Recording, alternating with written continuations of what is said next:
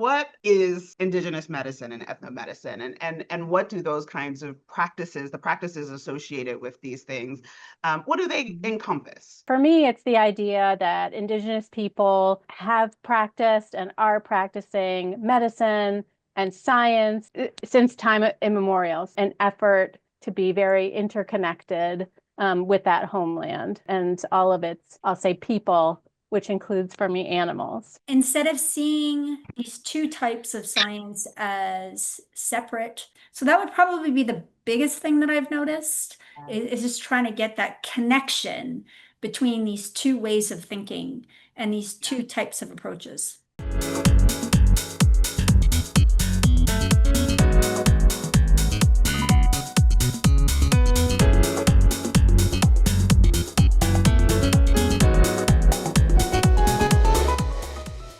Welcome to the On Air podcast. This podcast is a program of the American Association of Veterinary Medical Colleges Diversity Matters Initiative.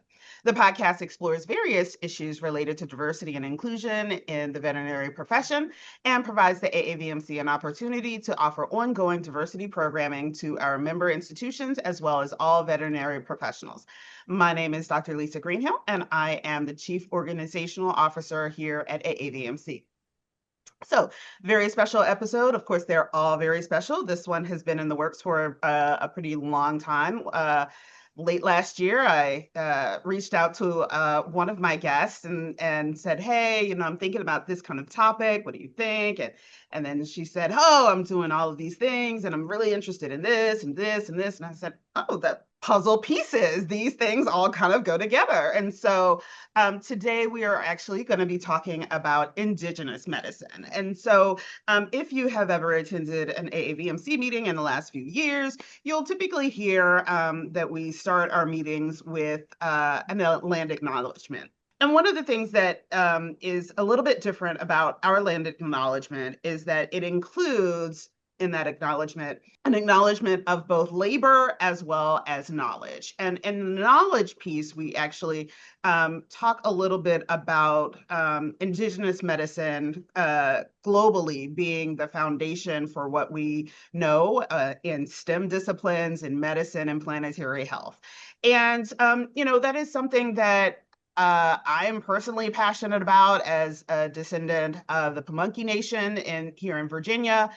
In the US. And also just, these are things that people need to know. And so today I am delighted to welcome my guests to come and talk about this issue, Indigenous medicine, and kind of, where are some of these kind of connective tissue pieces to veterinary medicine. And so I'm very delighted to welcome my guests today, Doctors Melissa Perot, Dr. Evelyn Galbin, and Dr. Eloise Gillings. Good afternoon. Hello, everybody. Welcome. Hello. So good to be here. Thank you. Great.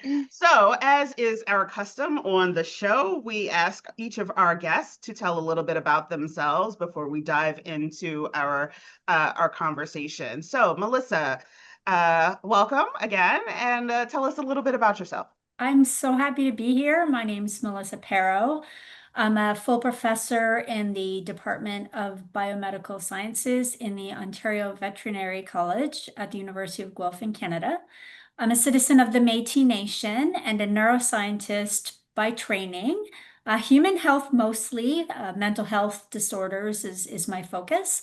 But when I'm not doing that, I work a lot in neuroethics, specifically clinical research methodologies in Indigenous communities, clinical care, as well as increasing Indigenous capacity in neuroscience. Great, thank you. Evelyn. Pisha Yangona, Evelyn Galbin, Mina ne Kutsarukadu, Washono Namaya, Iwino Tatsamuha, Ina Julian, I Pia Gapa, and I Pabi Michael. Welcome, thank you, hello. I'm Evelyn Galbin. I'm Mona Lake Paiute and Washoe. I told you I was born during the summer moon, and a little bit about my father, my mother, and my brother. I am a professor of clinical neurology and neurosurgery at the University of Pennsylvania. I'm also the associate medical director here at our small animal hospital. And I'm super excited to listen and learn about this topic as well. And I just have to shout out Evelyn. This is my guess that we were having a nice little email conversation well over 6 months ago. So finally glad to make this happen. Eloise, let's hear from you. Kia ora koutou katoa, ko Eloise Jillings tuku ingoa, o Hurio ngō Ngati Maru ki Hauraki, kei te whare wānanga o Massey aho e mahi ana. So hello everybody, kia ora, that's our way of greeting in Māori, or te reo Māori. My name is Eloise Jillings, I'm a professor of veterinary education and equity at the Tāwhara Ora Massey University School of Veterinary Science. I'm also an associate dean for our veterinary program, and super excited to be here and chat to some other folks about this. Wonderful. So thank you all again. So let us dive in. And Evelyn, since our conversation originated, email exchange with you, I'm going to start with you. So could you start us off by just kind of explaining what Indigenous, or in literature, oftentimes we might see it kind of called ethnomedicine. What is Indigenous medicine and ethnomedicine, and what do those kinds of practices, the practices associated with these things, what do they encompass? Yeah, so I think the terminology gets a little bit confusing because for me and for a lot of people, they're kind of one and the same. Indigenous knowledge for me encompasses Indigenous medicine and Indigenous science, all kind of mixed together in that knowledge term. And for me, it's the idea that Indigenous people have practiced and are practicing medicine and science since time immemorial. So in each of our respective homelands, we have a body of knowledge that's based on, hundreds, thousands of years of experience and an effort to be very interconnected with that homeland and all of its, I'll say, people, which includes for me animals. Great, thank you. And so, Melissa, you mentioned that I believe you work around ethics, and so I'm kind of curious from your perspective, especially since you also work in less not vet med, but really kind of human medicine. I think that the the underpinnings, of course, are going to be the same. So, what are some of those kind of foundational principles that you have worked with or really kind of learned about along the way in your own life and lived experience, but also kind of in that professional realm as well? What are some of those foundational pieces? Yeah, so I want to build on one of Evelyn's comments about, us learning through experience and having this knowledge from time immemorial. And one of the things that I've noticed is that knowledge is not always as valued as Euro-Western knowledge. So one of the things that I've been trying to work towards is getting scientists and medical doctors to understand that Indigenous knowledge and approaches to health and well-being are just as valuable as Western approaches. They're just different. And to be able to take the best of those Western approaches and combine it with Indigenous knowledge only results in advancement, innovation, and improving the health of the animals and the people that we work with. So I think instead of seeing these two types of science as separate, I think people need to start to think about how we can integrate them successfully, value them both equally, and understand when one may take a step in front of the other, depending on the questions that we're asking and what we're trying to achieve. So that would probably be the biggest thing that I've noticed, is just trying to get that connection between these two ways of thinking and these two types of approaches. I imagine it's challenging, if you will, in the sense that that we live in a culture that is, I mean, you know, medication advertisements on TV, at least here in the States, like, Well, the first ask thing your we need doctor. to do is to get scientists to not be terrified of the word holistic. Mhm. Right? That's step one. Yeah, and kind of these, I was just at a meeting and we were talking about chiropractic, we were talking about acupuncture, we're talking about, some of these other alternative practices. And I'm like, well, okay, but those were older than a lot of this other stuff, right?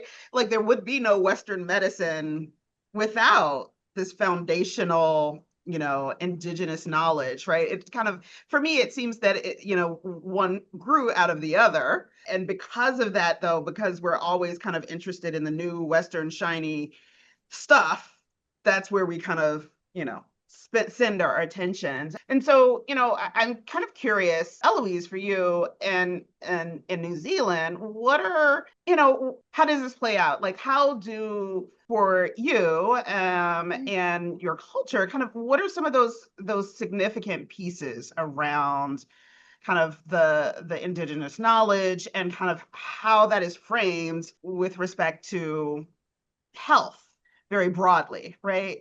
So, we don't have to limit the conversation to just vet med. We got smart listeners and viewers, right? We're all nodding our heads. Yes. Absolutely. So yeah. Yeah, So so thanks so much for that, Lisa. I'm going to draw a little bit from what Melissa was saying too, and it's that idea of, it's one of these words that I don't think we often think about a lot in veterinary science, about epistemology. Like it's like the theory of knowledge and what constitutes knowledge and who determines what is knowledge and by what processes. And I think that's really what Melissa was speaking to, is that idea that we have privileged the concepts of Western knowledge over Indigenous knowledge because of the way that it's been created often. And so particularly, I think, in our realm of science, we often think about double-blind trials and things like this, and that's the evidence that then makes something knowledge that we accept. And because Indigenous knowledge is determined, like we've said, over time, we talk about in New Zealand Mātauranga Māori, which is Māori knowledge. And much like Melissa said, it's been developed over years and years, and Evelyn both talked about this. And so we know that in certain agricultural practices, not because somebody did a single trial or one experiment, but because it's been trialed over, hundreds of years, thousands of years, that there's certain times to plant certain things, there's certain times to harvest, because that's what actually works, not because somebody did a study per se. And so I think it's really pushing at that idea of what is considered knowledge and what's considered evidence. And you've asked about the situation here in Aotearoa, New Zealand. We have an interesting background in that there was a treaty and a partnership that was, supposed to govern things. And it has gone a little awry, quite a lot awry most of the time. But we do have, I think, a reasonable acknowledgement of the value of Mātauranga Māori and rongoa Māori, which is like Māori medicine. So for instance, the accident, ACC, if you get hurt in an accident, you get covered by the government, and you can actually now elect to have rongoa Māori treatment, and it's funded. So which is Indigenous approaches to certain things. Now, that won't be for everything, but at least it exists. Having said that, there's still a long way to go, and I think that's really what Melissa and everyone was speaking to, is that even before we can think about this, it's getting people to actually recognize and value other forms of knowledge than the single Western scientific method. That is really cool that you actually have a choice. And so that's super cool. So Evelyn, can you maybe talk a little bit about some, I guess, examples that people could kind of understand and kind of relate to in terms of what kinds of treatments or situations that, traditional practices might be commonly used for? I can try to give an example of there's the Yurok Nation in California, and they were very traditionally fisher people, and they were very related to the salmon in the area, and they understood their connection. They respected those salmon very much so. There was sort of a mutual, like they have a responsibility as well to those salmon. And so that health connection, it's two-way. And as time moved on, that relationship was eroded by putting dams on the river, overfishing, polluting the waters. And so now the Yurok Nation has done an amazing job at fighting for those rivers and fighting for the fish.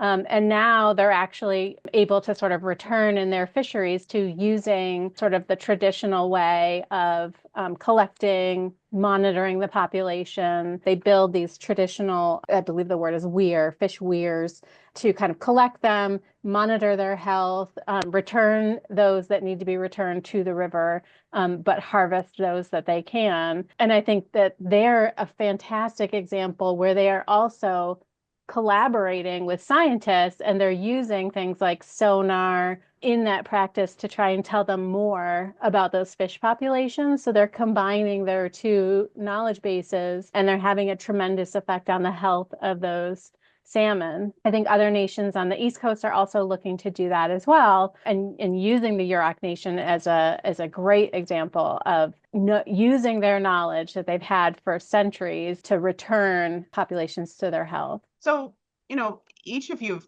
talked a bit about not only kind of what it is, but also epistemology is like one of my favorite things. It's just one of those things I love to talk about, kind of like how do we define knowledge, but also where does it come from, and and how do we retain it? But how do you think about, or what types of things do you think that medicine in general, human and veterinary, can do to kind of be more inclusive, Indigenous medicine, Indigenous thought and knowledge, and how do we kind of value that? Certainly we know, I don't see it as much here in the States, but certainly I know in Canada and Australia and New Zealand, students go on rotation out in communities, the Indigenous communities, to, kind of learn about not only culture, but kind of what's real about these lived experiences. And so, Melissa, if you could kind of talk a little bit about, what do you think it would take, and how can higher ed be better at really kind of infusing more Indigenous knowledge and just basic awareness? I mean, it's how can we all do better? So I think the first thing I want to mention is that there's reciprocity. So when the veterinarians do go into the community, they're giving something too. So they're not just taking the knowledge and using the knowledge from the Indigenous communities. They definitely are giving back, at least if they're not, they should be. Sure. But within the institutions, the problem with these big academic institutions is that, they're colonial institutions, right? They're very rigid, and the administration in these institutions is often very rigid. They've been trained in a certain way. There's policies that exist. And I think one of the things that we need to do is to support Indigenous students and academics better by, again, it comes back to valuing their culture, valuing the way that they teach, valuing the way that they may prefer to be assessed. It may not be what is traditionally done in these big colonial institutions. So we need to really start thinking about decolonization and decolonizing the programs and training faculty to start thinking about Indigenous knowledge, not as something that they have to do or is expected of them, but something that they begin to really appreciate and want to incorporate into their own practice and their own teaching. So I think the system needs to be more malleable. It's just very unbending right now, and we need to start bending if we are going to truly be supportive of incoming Indigenous veterinarians, students, and the faculty that already exist. If we want to retain them, we want to make sure that this place is inclusive and welcoming, not only of their cultures, but of the way that they do things as well. Such a great point about, the need for more flexibility, the need for it to become a naturally occurring phenomenon. There has to initially at least be intent, right? You have to be purposeful and thoughtful and intentional about inclusion, right? And so, I do think that higher ed in general is very colonized, and it was never made for any of these populations. It wasn't made for anybody on this chat. It wasn't made for lots of different reasons. It wasn't made for anybody on this podcast episode.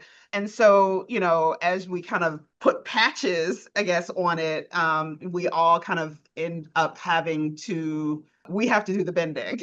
Right. We have to do the incorporation in order to fit in. And I think that your point about part of decolonizing is a willingness to be free is what I usually tell people. I'm like, there's a freedom in that kind of ability to be a little bit more flexible, a little more malleable. And actually, one of the things about medicine, and I've been around for a long time, as I'm sure each of you have, and we always are kind of talking about the need to meet people where they are. And yet we have structures that fundamentally don't do that. Right? We don't have structures that really kind of do that very well. And so any thoughts from any of you on, how do we do that? Yeah, Eloise, jump on in. I mean, we have a very different context in Aotearoa, Sure. New Zealand than exists in the US definitely currently. And maybe it's a little more similar to Canada actually, but that we do, we recognize that unfortunately Indigenous populations experience poorer outcomes in education and a number of other areas. And focusing on education, I guess it's one of the things is we can either ignore it and pretend that everybody's just fine and we'll treat everyone the same, or we can actually think about it in an equitable manner and think, what do individuals need? What do communities need to improve success overall? And I would note that I specifically say that Indigenous receive poor outcomes, because I think I just want to hammer home that point is that it's not them, that it's the whole system of things. And so when Melissa talks about, institutions that weren't actually created for us, I think one of the things that we're doing here is trying to recognize the failings of the educational system for our Indigenous peoples. And at the university here at the vet school, we have an equity access pathway. And so we do absolutely differentiate on the basis of ethnicity here, because there's evidence to justify doing that. And so what it is it's interesting that we don't actually change the admission criteria, but what we do is, much like Melissa's discusses, try to create a system of support where the students can actually be themselves, where they don't have to shed their Indigenous identity as they walk in the doors of the university, but they can actually be themselves as Indigenous learners and be recognized and be successful. So what that looks like for us is, as soon as a student enrolls at the university and identifies as being Indigenous and wanting to do vet, we reach out to them. We meet with them and their whānau or family to just talk about where they're at, and how can we best help them to achieve their goals. We have specific space within the veterinary school that is for all the students in that pathway, where they can come and eat and study and hang out and, engage with each other. And it's just a safe space.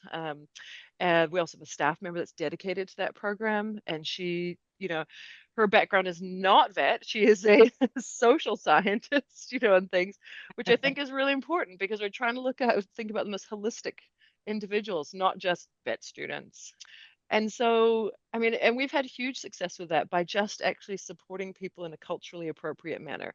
In the 3 years before the program started, on average, we'd get like 4.3 maybe Indigenous students in a class per year. Now we average about 15 to 16 per year who are actually selected into the veterinary program and, are just doing awesome in the program. And that brings so much value and depth and richness to the school.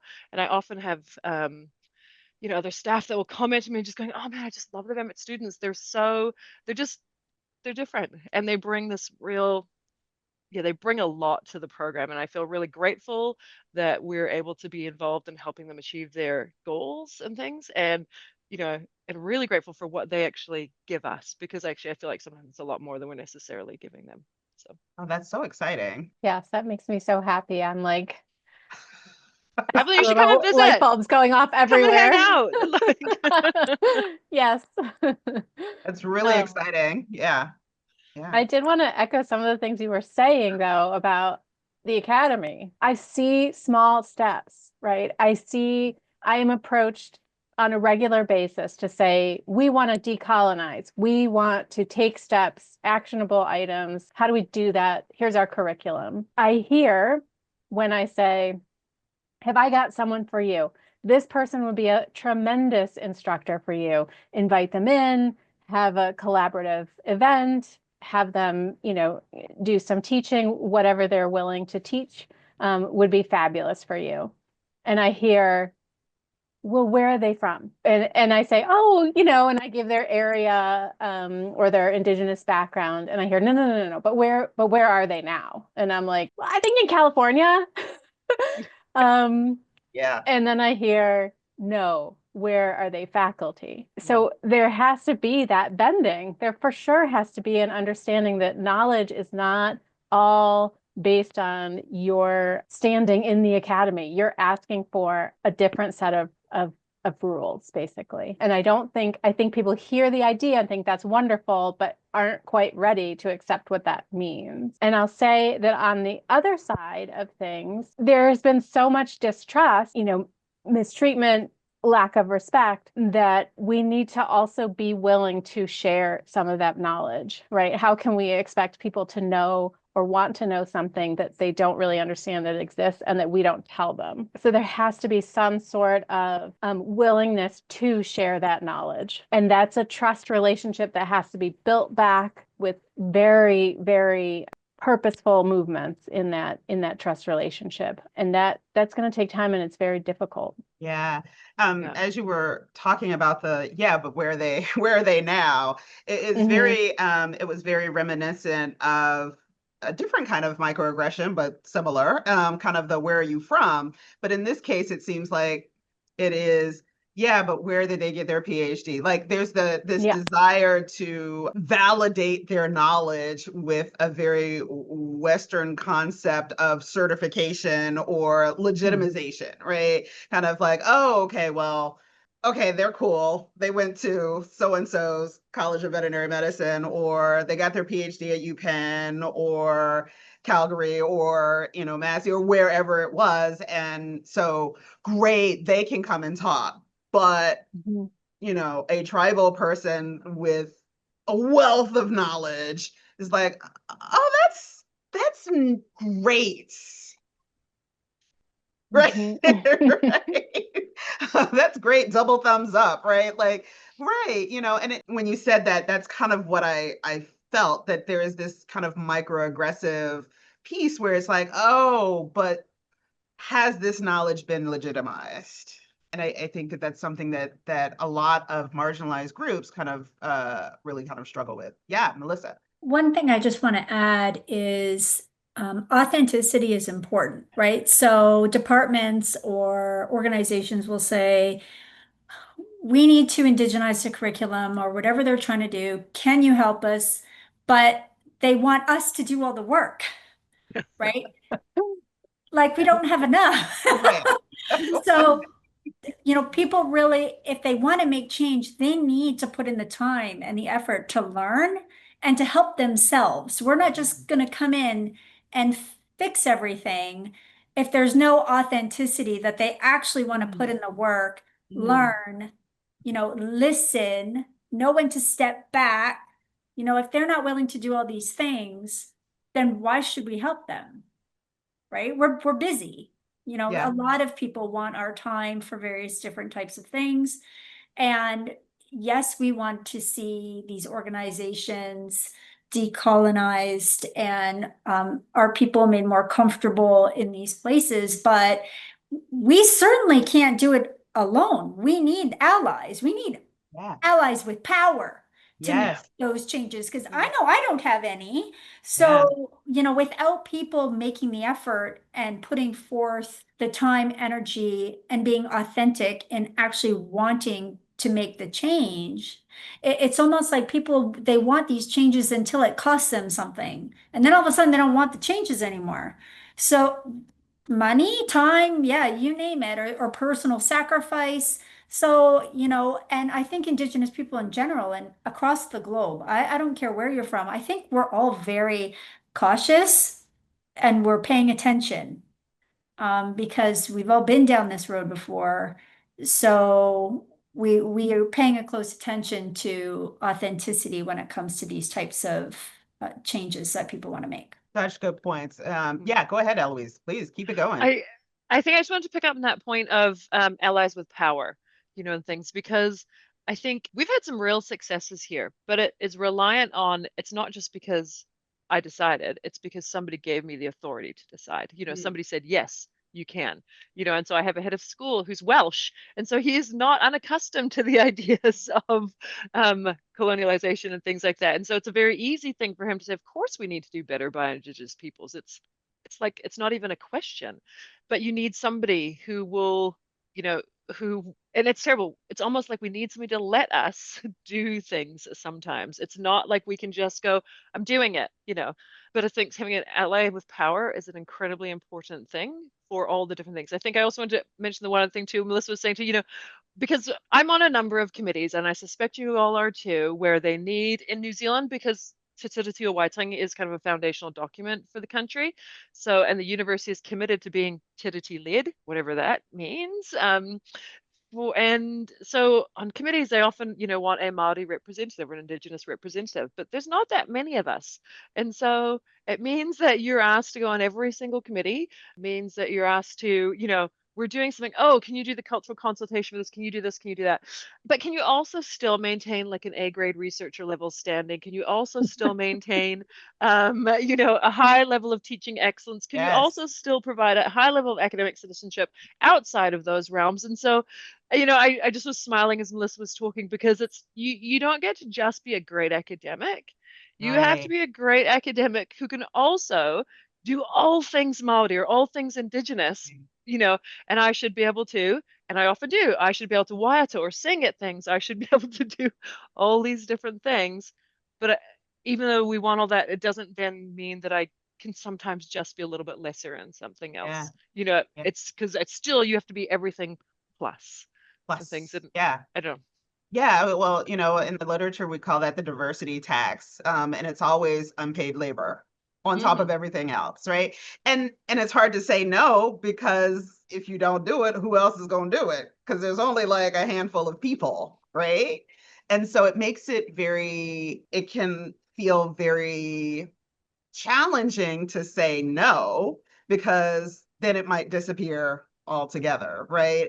If you're not kind of sitting on the committees, reaching out to the students, doing all of these things, and I guess, for listeners and viewers, I need folks to understand that this population across all of our institutions at AAVMC is the least represented. It's like, and it used to be over 1%, like, and it's not even that anymore in the student ranks. And I'm not sure it's ever been higher than maybe 1.5-ish% among faculty. Those numbers are very, very small, as also evidenced by how long it took me to locate people to participate. Like, hey, and it's a very small population that is also, you all have your own hopes and dreams and of academic careers, and even though these experiences are a part of that, the expectation of labor in order to advance it can be really challenging, I think, for a lot of folks. So challenges, lots of good stuff. There's certainly examples out there of ways in which we can all do better, right? But what I'd like to talk about as we start to kind of move towards the end of the show is, what types of things would certainly improve the learning environments for Indigenous students, as well as kind of thinking about giving those students and those faculty and those communities voice in medicine, because it's not medicine, and learning medicine is not just happening in our institutions. So what could we be doing better, Evelyn? Why don't we start with you? I mean, All the yeah, things. I'm so excited about this topic, because I found through the years and through my journey to becoming a professor that I need to say no. and I need to focus on the things that I feel are going to be making big change in my arena. And so the first one is what we kind of talked about in our email conversation.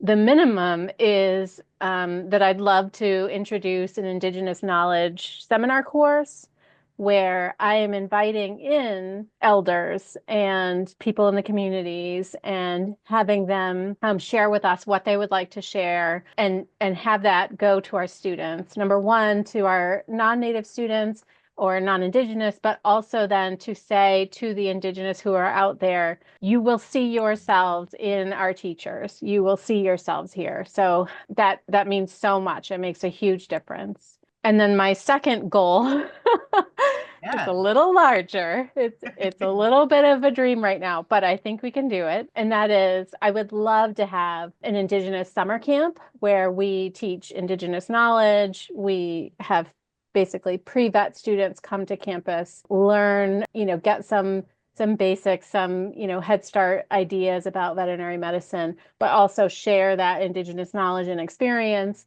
Have elders come in to teach and coordinate that. That would be the first of like its kind in the United States. So I think that would be my next goal. And I think that would make a huge difference in terms of recruitment. Really exciting. Yeah. Mhm. Eloise. I think too, it's also important to find, like we said, we were talking about allies again, but those who are like-minded. And so I think, again, we have a different government, political, social context here, and the Indigenous peoples are more recognized, but there is still, like, it's no utopia. There's still so much that needs work. But I think for us, a couple of things is that we have every quarter we meet with, well, we have the benefit of having one vet school, one veterinary governing like licensure body, and one association, and so we meet together every quarter and talk about what we're doing and how they're going in terms of preparing the profession for our increased numbers of Indigenous students that are graduating. And so we meet together, we actually talk about these things, and through having done that, the Veterinary Association now has a Maori advisor, and we're just slowly itching away, but we just can't do it all ourselves, and so we have to try to find the strengths with these colleagues, individuals, organizations that are also like-minded. I guess one thing for us in a local context in the veterinary school, so like Evelyn's looking at bringing in some Indigenous learning, so we now have it actually in our revised CBV curriculum. We now have workshops around Te Tiriti o Waitangi and actually understanding more about our context and things, so we can then think about, well, how does this actually apply to veterinary practice? So how do the ideas of being equitable and trying to actually allow access and things, how does that actually apply to what we do? How does recognizing, and an example is how does recognizing that an Indigenous family might have some different ways they want to think about euthanasia or things that they would like to do, and how can we honor those ideas and practices within the box of veterinary medicine, and things. So, if they want to do here is karakia, which, it's kind of translated to like incantation or prayer or things like that. They might want to do that. They might want to sing. They might want to do whatever. And can we just make the space and have the cultural safety and humility to be able to allow people to things? And there's a saying here that goes, what's good for Māori is good for all, which kind of means like if we're trying to think about how do we actually work better for Māori, if we take those same principles and apply them, it's actually going to benefit a range of folks, so when we focus on our Indigenous peoples being more responsive and inclusive, will actually be better for a lot of other people as well too. So if we let's think about practices around euthanasia.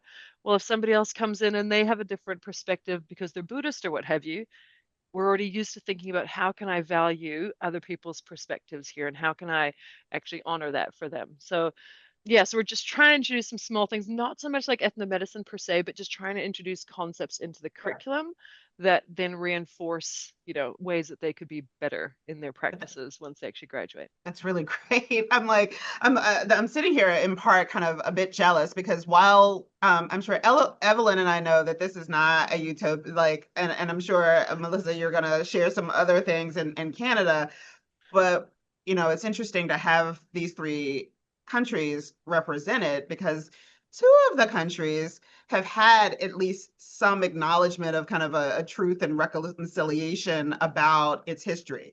Not saying that's at all perfect, but we haven't had that in the US and it kind of shows.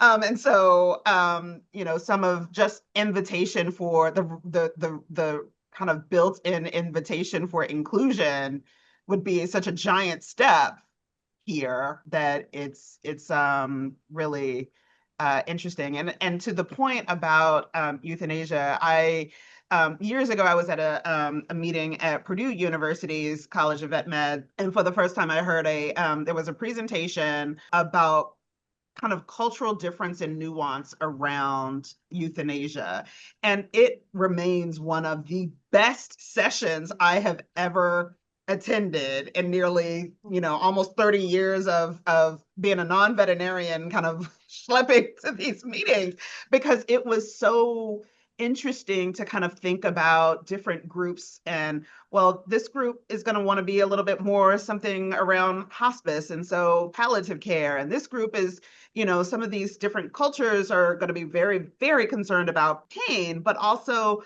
other cultures will do all kinds of different things, right? And I mean, I thought about when I lost my last dog, I held a wake the night before.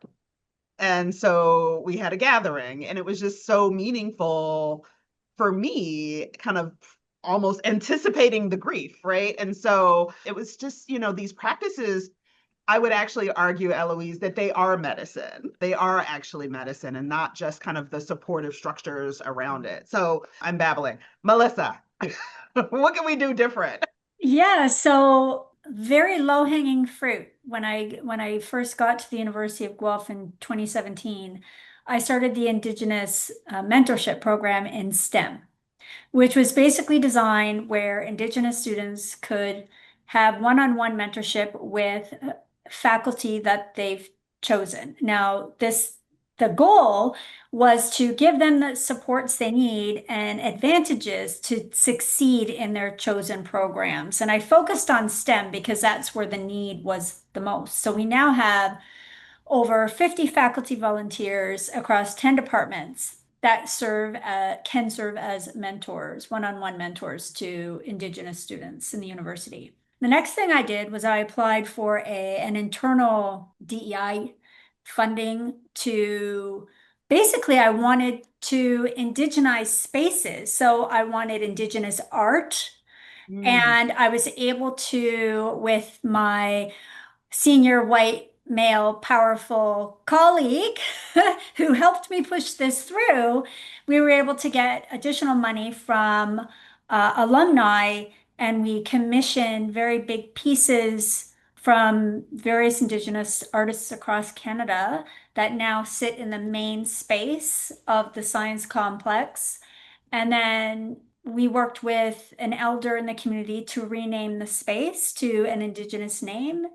And then my current dean of the Ontario Veterinary College approached me about wanting to do the same thing for our veterinary school. So I introduced him to friends of mine who have an Indigenous art gallery in Toronto, and he purchased several significant large pieces to put in the main teaching classes. So our goal was twofold. It was not only to make spaces where Indigenous students can see themselves, but also for non-Indigenous people to start appreciating the beauty of the culture through this kind of passive learning.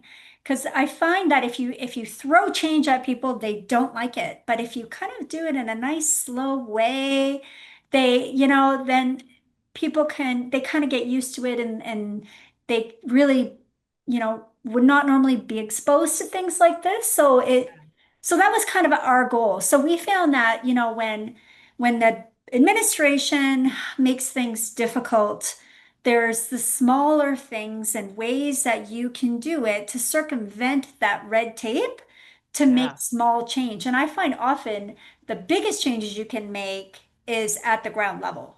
Yeah. So that's just a little bit of a different perspective when it comes to actual physical spaces. But we found that it's made quite a difference to not only Indigenous people on campus, but also non-Indigenous as well. But others as well.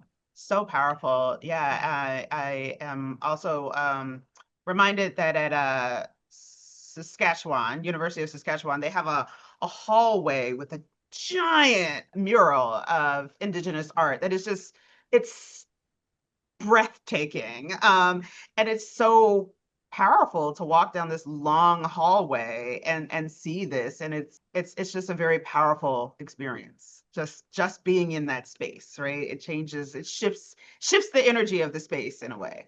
Yeah. So thank you for that. So as we, oh, go ahead.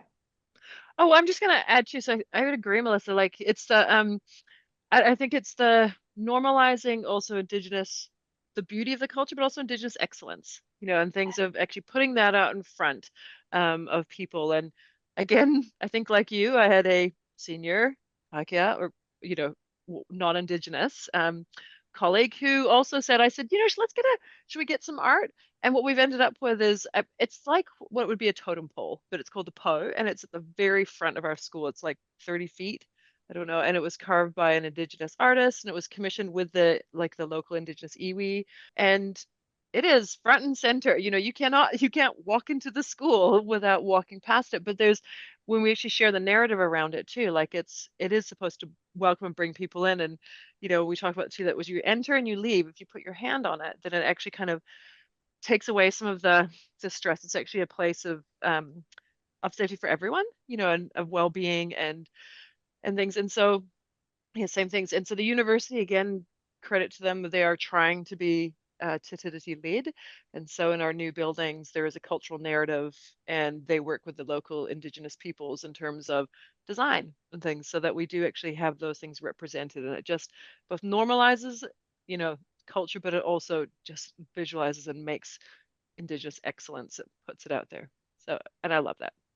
Love that. Love that. So as we wrap, I want to ask each of you to tell us one thing that you want our viewers and listeners to know about Indigenous knowledge and how we can kind of think about Indigenous knowledge in the context of medicine. So, big ass, give everybody just a moment and go. Okay, Helen. I would love listeners to know that Indigenous knowledge is all around them. It is incorporated in so many things. And it would be very helpful for them to just take a moment, dive into the local people, and some of the knowledge that is available to them now, even if you do a little bit of research, and then promote that. We already kind of have that space in veterinary medicine. It's, we kind of classify it as the One Health perspective in our area. That is the idea that Indigenous knowledge has out there. We're all connected. The health of one is the health of all. So take one bit of that knowledge, and then you can use that. You can teach that. You can incorporate that into your teaching. Great. Thank you. Melissa.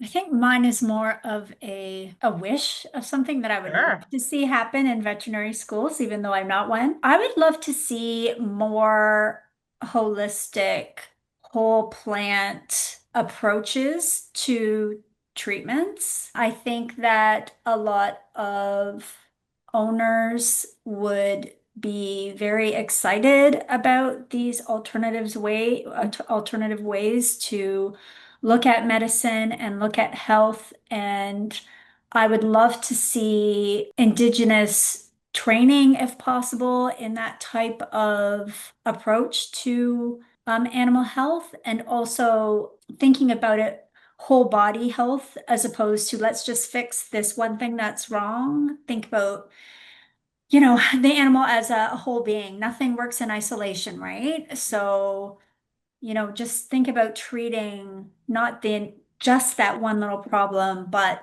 think about it as a whole. And I think those are the two things that I would really love to see in veterinary medicine.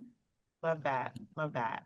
And Eloise. Two things also. I think I'd aim to leave the idea that when you think about Indigenous knowledge, it has been tested, but it's just been developed in the laboratory of time, and things. And so it is tested and tried.